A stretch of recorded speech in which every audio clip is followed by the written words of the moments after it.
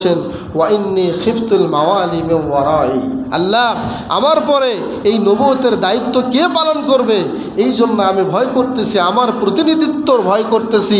আমার প্রতিনিধিত্ব করার মতো একটা সন্তান আমার দরকার।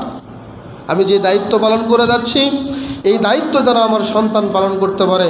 ওয়াকানাত ইমরাআতি আকিরা, আর এটাও আমি জানি যে আমার স্ত্রী একজন বন্ধ্যা, আমার স্ত্রীর কোনো সন্তান হবে না, এটাও আমি জানি।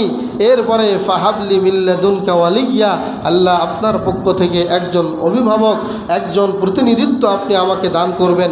আল্লাহ তাআলা বললেন ফাস্তাজাবনা লাহু, আল্লাহ সাথে সাথে জবাব দিলেন যে ঠিক আছে, যা, আমি তাকে সাড়া দিলাম, তোমাকে একটা সন্তান আমি দান করবো। বলেন সুবহানাল্লাহ।